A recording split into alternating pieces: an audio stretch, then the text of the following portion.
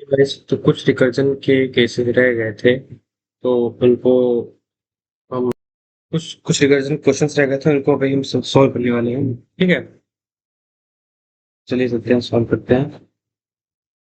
देखिए, जीसीडी निकालने का तरीका मैं बता रहा था।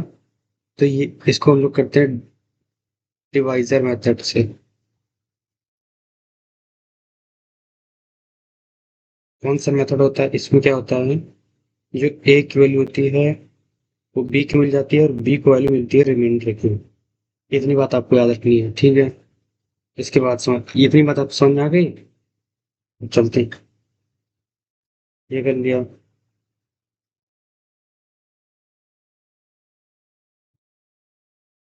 ठीक है, इफ बी जो है इक्वल टू जीरो, जब बी जीरो हो जाएगा तो रिटर्न क्या करना है, ए। ऐसा क्यों करना है, फर्स्ट ऑफ ऑल इसको जानना है कि बी इक्वल टू जीरो पे ए रिटर्न क्यों करेंगे। क्योंकि जो डिवाइजर मेथड है उसमें होता है कि बी को हम लोग ए से डिवाइड करते रहते हैं, और ए और बी की वैल्यू अपडेट करते हैं। कैसे अपडेट करते हैं, जो मैंने बताया कि ए की वैल्यू बी हो जाती है, बी की वैल्यू रिमाइंडर हो जाती है। ऐसे अपडेट करते रहते हैं।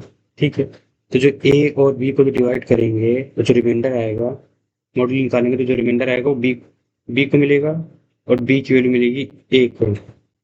ठीक है, ऐसे होगा। तो क्या होगा कि बी की वैल्यू बार बार घटती जाएगी, क्योंकि डिवाइड हो रहा है। और फिर डिवाइड होने के बाद उसको बी को क्या मिल रहा है, बी को मिल रहा है रिमाइंडर की वैल्यू। बी को मिल रहा है रिमाइंडर की वैल्यू, ऐसे करके बार बार बी की वैल्यू घटती जाएगी। एक ना एक टाइम आएगा जब बी की वैल्यू हो जाएगी जीरो। तो ये मेथड तभी कहता है कि जब बी की वैल्यू जीरो हो तो जो ए बचेगा वही हमारा आंसर है। जीसीडी में डिवीजन मेथड ये कहता है, डिवीजन मेथड ये कहता है कि अगर जब जब बी की वैल्यू जब बी की वैल्यू जीरो हो जाए, तब जो ए बचेगा वो हमारा जीसीडी होगा, मतलब ग्रेटेस्ट कॉमन डिवाइजर।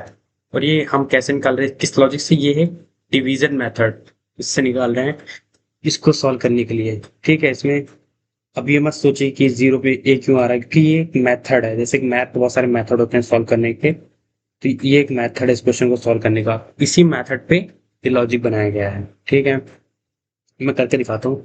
जैसे इसने 48 लिया है और 18 लिया है। ठीक, ए हमारा कितना 48 है, बी हमारा 18 है।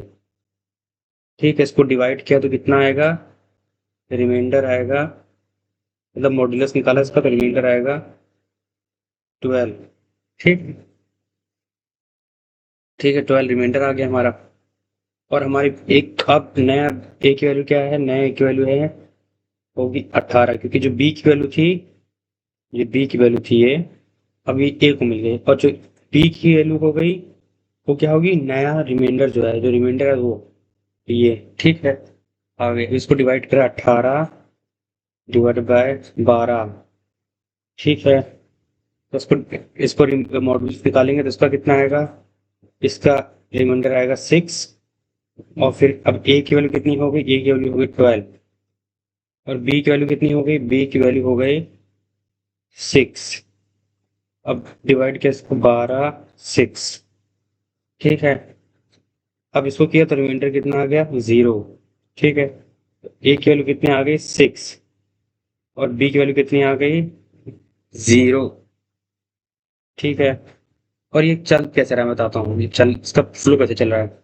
पहले इसने चेक किया कि पहले बी की वैल्यू चेक की, इसने इसने बी की वैल्यू चेक की, क्या ये क्या बोलते हैं जीरो के बराबर है, इसने कहा नहीं जीरो के बराबर नहीं है, तो ये वाला केस नहीं चला। तो नीचे आया रिटर्न पे, जिस पे लिखा है जीसीडी, इस वाले केस पे आया, यहाँ पे आया जिसमें बी लिखा है, बी माइनस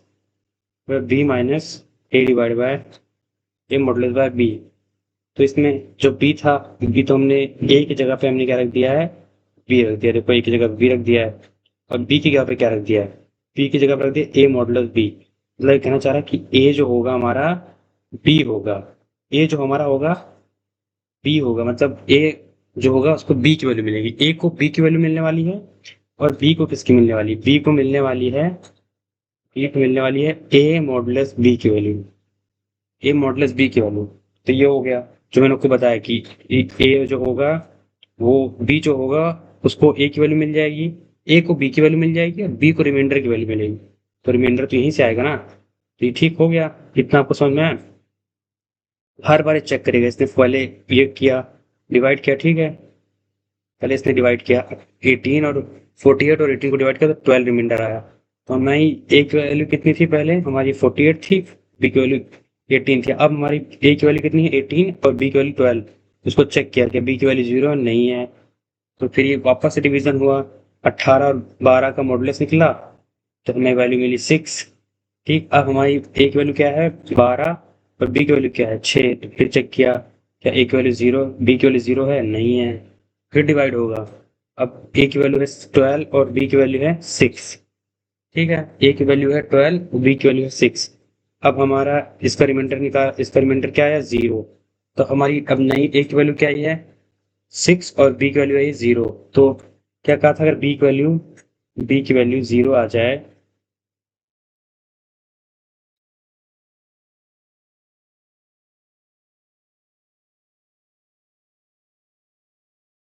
बी की वैल्यू अगर 0 आ जाए, तो मैंने कहा कि अगर बी की वैल्यू 0 आ गई, क्या रिटर्न ए हो जाएगा। ए हमारा क्या बचा था, 6, बी हमारा क्या बचा था, 0। तो बी का 0 हो गया, रिटर्न ए कर दिया, तो ए का 6 6 इसका जीसीडी आ गया। आई होप आप समझ पाओगे। ठीक है,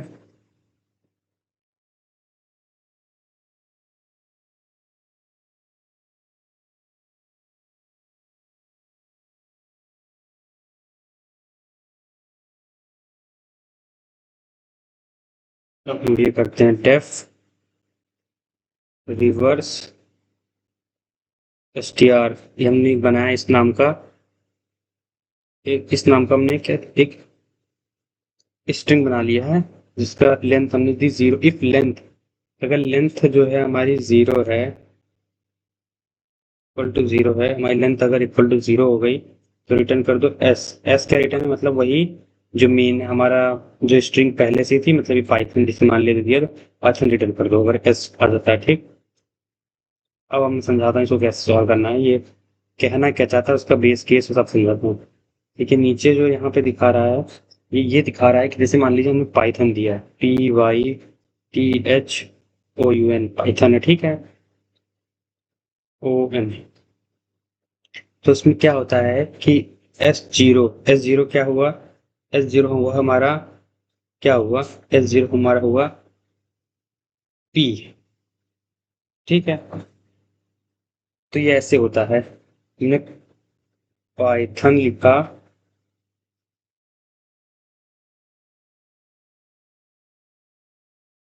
एक वैल्यू इसने निकाली, ठीक, ये एक वैल्यू इसने निकाल ली, ठीक है, और ये आप दिख रहा है आपको, ये क्या है, ये बाकी बची वैल्यूज ऊपर डिब्बे में आ गई है, ये एन की वैल्यू इसमें आ गई है, और बाकी बची वैल्यू इसमें आ गई। ठीक, अब हमारे पास इतनी वैल्यू बची है, क्योंकि हमने इस वाले को फंक्शन के अंदर डाल रखा है, मतलब ये देखो, ये जो है ये फंक्शन, ये इसमें है, फंक्शन के अंदर है, पर ये तो सिर्फ अपना वैसे अकेले है, तो इसमें पहली वैल्यू क्या आ गई, एन। ठीक, और ये बाकी बची कितनी वैल्यूज, अगर पाइथन है एन आ गई है, बाकी बची इतनी, तो अब हमारे पास इतना बड़ा नंबर है, और अब इतने बड़े नंबर को, इतना बड़ा हमारा स्ट्रिंग है, इसको चेक किया क्या इसकी लेंथ 0 है, नहीं भाई अब इसकी लेंथ तो 5 है। ठीक है, तो रिटर्न एस नहीं करेगा। ठीक है, तो इसने वापस से आया, वापस से इसने S0 लिया, S0 क्या बचा, एन, मतलब 0, मतलब ओ बचा, सॉरी, S0 क्या बचा, ओ बचा। ठीक है, और हमारे S1 क्या हुआ, S1 हुआ PYTH बचा, इतना बचा है सिर्फ। ठीक, अभी वापस चेक किया क्या इसकी लेंथ 0 है, नहीं भाई, तो इसने फिर से आया और फिर से S0 लिया, S0 क्या, H लेगा। ठीक है, फिर वापस से चेक करेगा क्या S0 जो है हमारा है, क्या जो हमारा H हो गया, फिर उसके बाद फिर अब क्या बचा है, अब बचा है H के बाद पाइथन में N ले लिया, O ले लिया, H ले लिया, अब वापस से इसलिए आया है। ठीक है, आया, अब हमारे पास क्या कितने बचे हुए हैं, 3 बचे हैं, तो इसमें P वाला हो जाएगा 0 का, और PY बचेगा, ये हो जाएगा 1 वाले पे, 1 इंडेक्स पे हो जाएगा। फिर वापस से चेक करेगा क्या ये पी वाई 0 बराबर है? नहीं, अभी भी नहीं बराबर है। तो ये वापस आएगा और एन ओ एच टी लेने के बाद अभी वाई भी ले लेगा। वाई किस में लेता है? 0 के अंदर, ये जो 0 है इसमें। और ये और बचा किस में है? जो बचा है पी, सिर्फ पी बचा है, वो किसके अंदर है? इसके अंदर आ गया। मतलब हर बार ए 0 की वैल्यू घट रही है, मतलब एस 0 की वैल्यू घट रही, एस 1 की वैल्यू घट रही। पहली बार में एस 1 कितना था? पहली बार में एस 1 था पी वाई टी, इतना था। फिर एस 1, ये एस 1 की वैल्यू थी। एस 1 की वैल्यू पहली बार में इतनी थी, दूसरी बार में एस 1 की वैल्यू कितनी थी? पी वाई टी एच बची सिर्फ। तीसरी बार में कितनी बची? ऐसे करके घटता गया। अब एस 1 की वैल्यू बची है सिर्फ पी। क्या ये जीरो के, क्या इसकी स्ट्रिंग 0 नहीं है? अभी भी 0 नहीं है। ठीक है, तो ये वापस से आएगा, वापस से आएगा इस, और इस पी को भी यहाँ डाल देगा। ठीक है, अब हम बस, अब ये गया वापस से, क्या चेक किया क्या स्ट्रिंग 0 है? स्ट्रिंग के लेंथ 0, हाँ भाई 0 है। तो रिटर्न कर दो एस। रिटर्न क्या कर दिया? एस, जो कि ये हमने, ये एस था, नया एस ये था। तो रिवर्स होके स्ट्रिंग आ गई आपकी।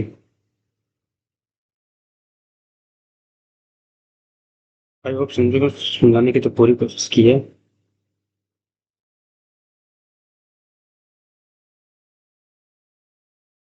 Power of a number using recursion, def you def power, ये तो आसान है। देखिए, अगर एक्सपोनेंट की वैल्यू, इफ एक्सपोनेंट की वैल्यू 0 इक्वल टू 0 हो जाए, इक्वल टू 0 हो जाए, तो अब क्या करना है? रिटर्न 1 कर देना है। ठीक है, तो हमारा अब हम चलते हैं इसमें, लगाते हैं बेस हमारा कितना है? बेस वाले 3 दिया है, ठीक, 3 बेस दे दिया। ठीक है, मल्टीप्लाई में क्या दिया? पावर रिकर्सिव और बेस इंटू एक्सपोनेंशियल माइनस। तो लिखा इसको पी और आर लिखते हैं, पी आर लिख देते हैं इस पूरे को। इसको हम बार बार पी आर लिखेंगे, पूरा फंक्शन नहीं लिखेंगे, ठीक, पी आर लिख। ठीक है, इसमें हमें बेस कितनी थी? 3। पावर कितनी थी? पावर तो 4 दी है, और एक माइनस करके लिखना, तो ये हो गया। ठीक, अब इसको हमने चेक किया क्या एक्सपोनेंट 0 हो गया? नहीं भाई, अभी तो 0 नहीं हुआ है। तो ये वापस आएगा, 3 लिखेगा, पी आर फंक्शन लगाएगा और 3 माइनस 3 कर देगा, एक घटा देगा। और फिर चेक करेगा क्या एक्सपोनेंट 0 हो गया है? अभी भी नहीं हुआ भाई। तो फिर क्या करेगा? वापस आएगा, 3 लिखेगा, पी आर लिखेगा, और 3 और 2 कर देगा। ठीक है, फिर वापस से ये आएगा, चेक करेगा क्या एक्सपोनेंट की वैल्यू 0 है? नहीं हुई भाई। तो ये वापस से आएगा, 3 लिखेगा, पी आर लिखेगा, 3 और 1 कर देगा। फिर वापस से चेक करेगा एक्सपोनेंट की वैल्यू 0 नहीं भाई। तो ये फिर वापस आएगा, 3 लिखेगा, और लिखेगा, एंड मल्टीप्लाई लिखेगा, पी आर लिखेगा, 3 और 0 कर देगा। क्या एक्सपोनेंट की वैल्यू 0 हो गई? हाँ भाई 0 हो गई है। अब 0 हो गई एक्सपोनेंट की वैल्यू, तो ये रिटर्न 1 करो। ठीक है, तो जब एक्सपोनेंट की वैल्यू 0 हो गई, इसने पी आर की वैल्यू कुल मिलाकर 1 रिटर्न कर दिया। मतलब इस पूरे की वैल्यू इसने 1 रिटर्न कर दिया। ठीक है, अब इस पूरे की वैल्यू जब 1 आ गई और इसमें इंटू हो गया 3, 3 इंटू हो गया, तो टोटल वैल्यू कितनी हो गई? 3। और ये 3 इसमें आ जाएगा, और 3 और 3 कितना हो जाएगा? 9 हो जाएगा। इसकी वैल्यू 9 हो जाएगी। अब ये 9 इसमें आ जाएगा, 9 और 3 कितना हो जाएगा? 27। और 27 इसमें आ जाएगा, 27 और 3 कितना हो जाएगा? 81। 81 इसमें आ जाएगा। और सॉरी, केस यहीं से शुरू होगा, ये वाला तो केस होगा ही नहीं, क्योंकि स्टार्टिंग में ही बेस कहाँ से शुरू होगा? बेस 3 से, और एक्सपोनेंट 3 से शुरू होगी, -1 तो भाई। तो ये नहीं होगा, तो यहीं पे आ जाएगा 81, और हमारा 81 आंसर आ जाएगा। तो हमने इसकी पावर निकाल ली इससे। तो बिल्कुल ऐसे स्टेप वाइज चलता है, पहले ऐसे चलेगा, ऐसे चला, ठीक है, फिर ऐसे चला, ठीक है, फिर ऐसे चला, ठीक है, फिर ये वापस, जब इसको मिल गई, इसकी वैल्यू मिल गई 1, तो फिर ये वापस चला ऐसे, फिर वापस सबको वैल्यू देते चला, फिर ऐसे चला, फिर ऐसे चला, आखिर में सबको वैल्यू मिल गई और पूरा आंसर निकल के आ गया। ठीक है, इसमें तो वैसे फैक्टोरियल तो आता ही हो। फैक्टोरियल तो मैंने पुराने वीडियो में आपको समझा चुका हूँ अच्छे से, इसको नहीं समझाऊंगा। ये कुछ क्वेश्चन जो नहीं समझाया हूँ, इसे काउंट डिजिट अलग कर देता हूँ, ये वाला। अगर इसमें n की वैल्यू इक्वल टू 0 है, क्या करना है? Count the digit of a number, एक डिजिट में कितने नंबर हैं।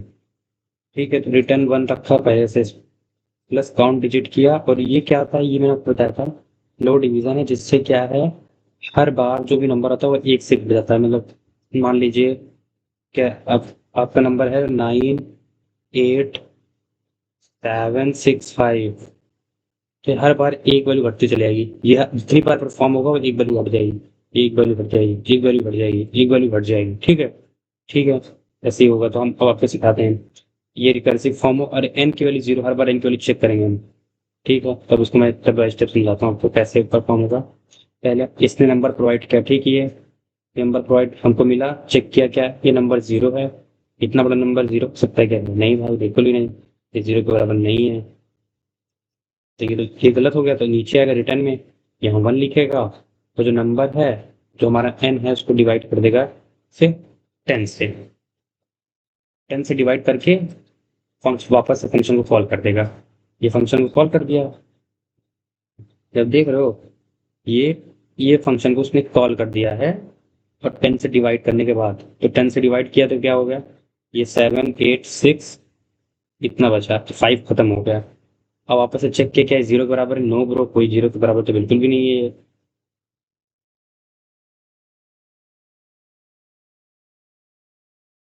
तो ये काउंट डिजिट होना चाहिए। ठीक है, तो ये क्या होता है, 987 ऐसे 7 6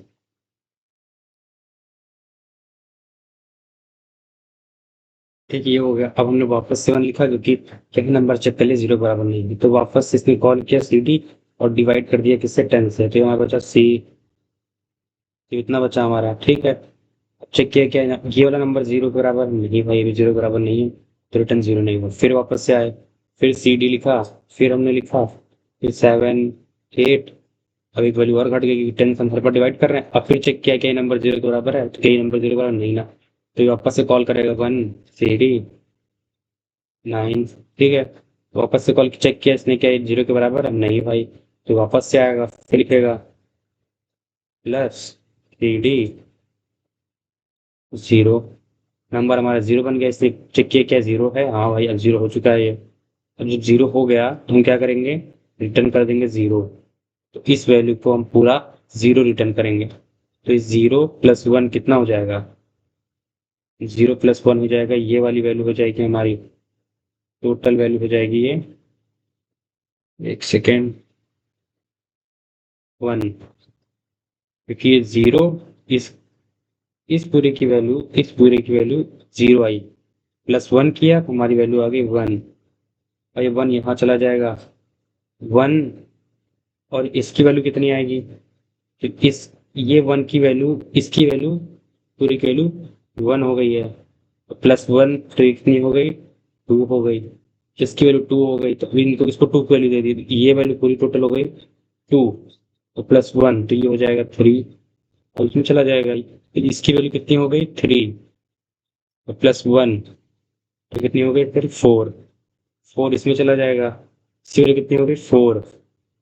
ठीक, और +1 तो कितनी हो गई 5, काउंट होगा 5, हमारा आ जाएगा नंबर। तो इस तरह चलेगा बिल्कुल, हर बार की तरह ये फंक्शन कॉल होता रहेगा, कॉल होता रहेगा, और होता रहेगा, होता रहेगा, और जब बेस कंडीशन मेट हो जाएगी तो आपको एक वैल्यू मिल जाएगी, एक वैल्यू मिल जाएगी जो कि यहाँ मिली इसको, इसको फिर वापस से अपना वापस से कॉल करना शुरू करेगा, फिर वापस से एक एक करके सारे फॉर्म को भरता जाएगा कि हाँ, जो जो रह गए थे आपके एक भरेगा, प्लस कर करके तो नहीं सही नंबर दे देगा। ठीक है, इसको निकालना है लिस्ट में, नॉट फर्स्ट, अगर फर्स्ट ना हो तो रिटर्न 0 करो, फर्स्ट नंबर ना हो तो रिटर्न 0 करो। तो हमने क्या किया, हमने कर दिया, लिस्ट में जो नंबर था उसको फर्स्ट, मतलब उसको 0 वाला लिखा, मतलब 1 ले लिया, कुल मिला के 1 ले लिया, तो ये नंबर हमने ले लिया है, ठीक है ना, नंबर हमने ले लिया है। और अगले नंबर को, अगले बचे हुए, देखो हमने इतनी बड़ी लिस्ट है हमारी, 1 2 3 4 5, इतनी बड़ी लिस्ट है ये, और इसमें से हमने पहला नंबर ले लिया, 0 का मतलब होता है पहला नंबर, ठीक, पहला नंबर ले लिया हमने, अभी 4 बचे हैं, ठीक है। 4 बचे हैं तो हम क्या करेंगे, इन सबको हम वापस से कॉल करेंगे। तो अगर ये फर्स्ट नहीं है, इफ नॉट फर्स्ट, अगर फर्स्ट नंबर नहीं है, जब फर्स्ट, इफ नॉट फर्स्ट, अगर फर्स्ट नहीं है तो दे दो हमें, पर ये तो फर्स्ट है। अगर वो फर्स्ट नहीं है तो दे दो हमें, अरे तो फर्स्ट है ना ये वाला, तो आपको फर्स्ट था तो इसको हम कैसे दे सकते हैं, तो हमने इसको नहीं दिया, ठीक है। अब क्या किया हमने, और हमने किया, ये देखो 1 लिखा, इसका तो 1 आ गया, ठीक है। फिर इसकी वैल्यू बची कितनी, 2, 3, 4, 5, ठीक है। और ये पूरा किस में आया, 1 के अंदर आ रहा है। इसने वापस चेक किया क्या फर्स्ट नंबर है, नहीं भाई फर्स्ट नंबर तो नहीं है, तो ये वापस आएगा। और अगली वैल्यू जो कि ये है, अब 0, अब 0 ये हो गया है क्योंकि ये चला गया, अब 0 ये हुआ तो ये आ गया यहाँ पर। सॉरी ऐसे नहीं लिखा जाएगा, इसको कायदे से लिखते हैं।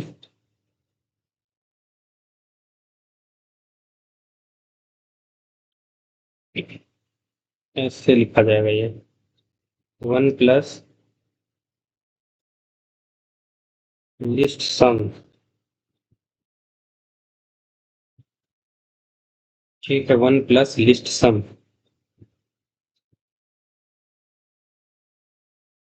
ये हो गया हमारा 1 प्लस लिस्ट सम, जिसमें पहली वैल्यू तो 1 आ गई, दूसरी वैल्यू, बाकी वैल्यू आपको पता चलती रहेगी, ठीक है। अब दूसरी वाली 2 होगी क्योंकि मैंने बताया 0 की मिल जाएगी इसको वैल्यू, 2 होगी। फिर लिस्ट सम, बाकी वैल्यू कितनी, इसमें कितनी वैल्यू पड़ी है, टोटल लुक चाहिए, इसमें वैल्यू पड़ी है 2, 3, 4, 5। अब इसमें कितनी पड़ी है, 3, 4, 5। अब 3 को पहली वैल्यू मिल जाएगी 3, लिस्ट सम, अब इसमें 4, 5, ठीक है। फिर ये 3 मिल जाएगी, फिर हर बार चेक करते रहेगा क्या ये फर्स्ट वैल्यू है, अगर नहीं होगा तो वो हो जाएगा 0, रिटर्न करेगा वो लिस्ट सम, तो ये करेगा 5। फिर आप जब यहाँ चेक, वो हर बार चेक कर रहा है, जब ये आता है वैल्यू तो चेक करता है जरूर, हर बार ही चेक कर रहा है क्या ये फर्स्ट वैल्यू है, तो नहीं है फर्स्ट वैल्यू तो नहीं है, तो रिटर्न नहीं किया इसने। फिर ये चेक हुई क्या फर्स्ट वैल्यू नहीं, रिटर्न नहीं किया, ये भी चेक हुई, ये वाली भी चेक हुई। और जब ये वाली चेक होगी तो ये, जब ये वाली चेक होगी तो समझ जाएगा ये फर्स्ट फर्स्ट वैल्यू है, ठीक है। जैसे ही ये वाली चेक हुई, ये समझ गया फर्स्ट वैल्यू है। सॉरी सॉरी, ये वैल्यू हर बार बटे वो होगी, 1 थी 2 थी तो ये होगी 3, ये होगी, यहाँ पे होगी 3, ये होगी 5। लिस्ट कर दिया, 0 पे जब इसने चेक किया तो इससे पता चला ये फर्स्ट वैल्यू, इसको चेक किया इसने, कहेगा हाँ भाई ये तो फर्स्ट वैल्यू है। और जैसे पता चलेगा फर्स्ट वैल्यू है तो इस वैल्यू को कितना, इसने कहा 0 दे दो, इसको हमने 0 दे दिया, +5, 0 + 5, 5 हो गया। इसको मिल गई 5 + 4, ये हो गया 9 हो गया। इसको मिल गई 9, 9 + 3, ये हो गया 12, 12 इसको मिल गया, 12 + 2 मिल गया 14, 14 इसको मिल गया, 14 + 1 15। ये आ गई ना, इस तरीके से सारे क्वेश्चन एक जैसे हैं, कि पहले उल्टा चलता है, फिर आखिरी में बेस कंडीशन मीट हो जाती है, मिल जाती है, तो वापस से सारे ही फंक्शन को भरना शुरू करता है। आपको पैलिंड्रोम बता देते हैं, सारे क्वेश्चन इसमें तो नहीं कराऊंगा क्योंकि बहुत क्वेश्चन तो एक जैसे ही हैं। कौन सा कराऊंगा,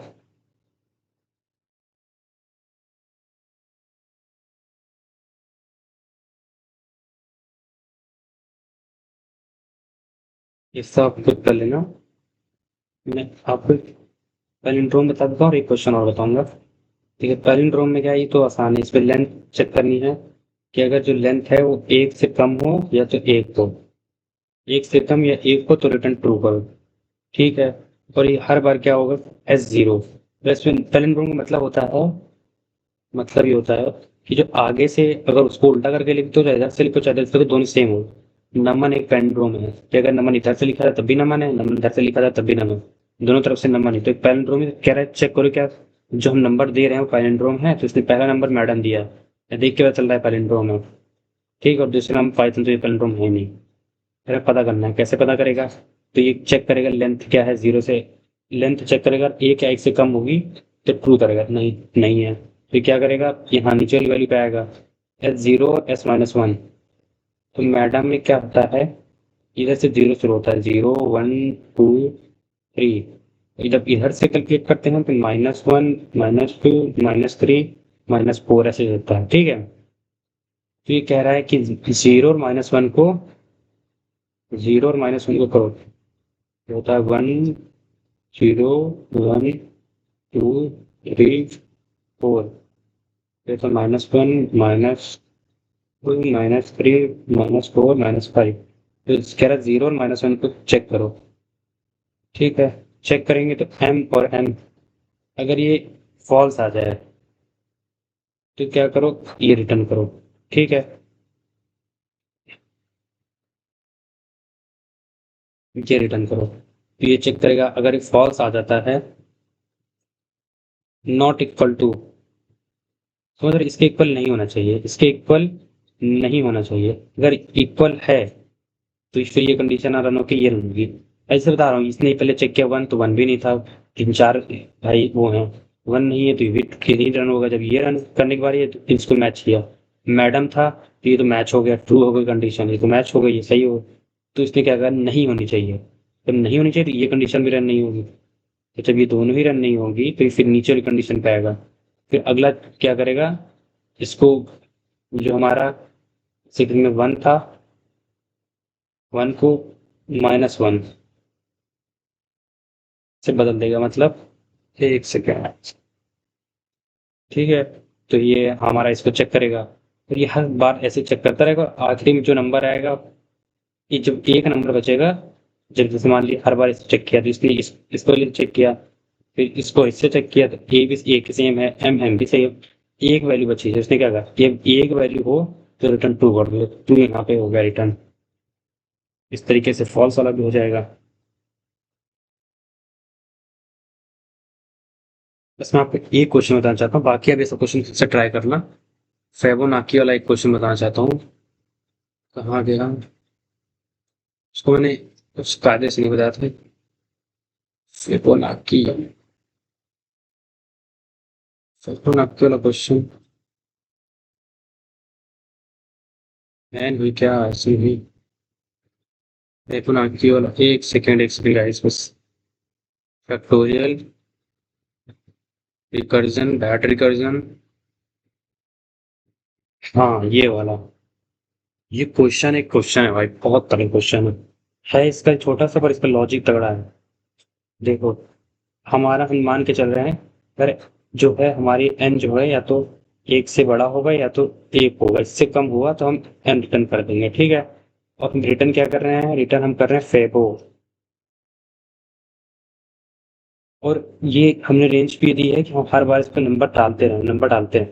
आपको पता चल जाएगा कि हर बार एक नया नंबर लाने के लिए नंबर डालते रहें, इसकी रेंज दी है, ठीक। तो हमने चेक किया, हमारा पहला नंबर, इसमें दो, देखिए बाकी सब में हर एक चीज में एक कंडीशन थी बेस, इसमें दो बेस कंडीशन होती है। फेबो जीरो जो होता है वो जीरो आता है, फेबो वन जो होता है वो वन आता है, ठीक है। ये दो कंडीशन, ये बेस कंडीशंस होती है इसमें।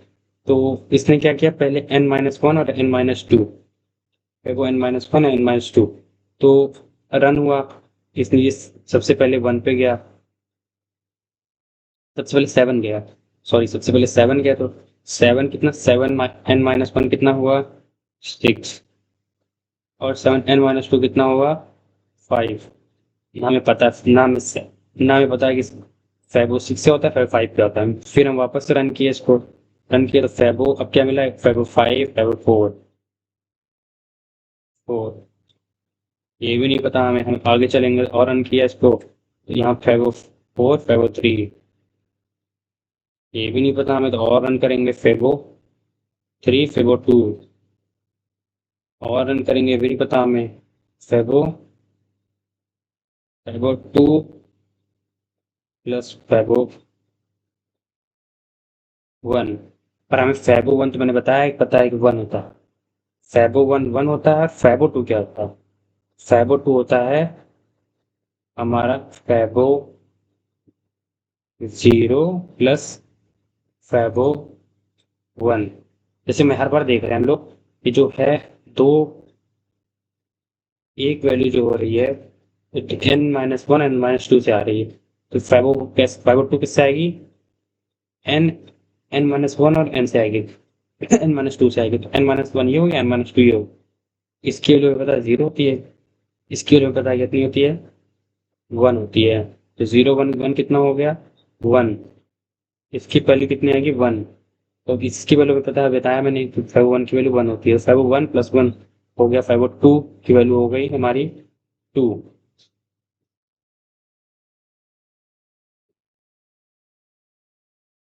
सॉरी फैबो टू की वैल्यू भी तो वन होगी क्योंकि फैबो जीरो की वैल्यू जीरो, फैबो वन की वैल्यू वन, फैबो वन की वैल्यू वन और फैबो इससे पूरी वैल्यू क्या है? इससे पहले वाली तुम्हारी जीरो आई है तो फैबो टू की वैल्यू कितनी हो गई? वन। फैबो टू की वैल्यू वन हो गई। फैबो थ्री क्या होता है? फैबो थ्री होता है फैबो टू बाई फैबो वन। फैबो टू बाई फैबो वन। इसको अब समझना पड़ेगा। फैबो थ्री जो होता है फैबो टू और फैबो वन होता है। हमने फैबो टू निकाला फैबो वन निकाला तो हमें फैबो थ्री की वैल्यू आ गई। फैबो फोर क्या होगा? फैबो थ्री फैबो फैबो टू टू। अब फैबो टू के लिए फैबो वन निकालना पड़ेगा फैबो जीरो निकालना। पर इसकी एक चेन है, समझ आता हूँ मेरे को चेन है। आप इसको समझ गए तो आप सब कर लोगे।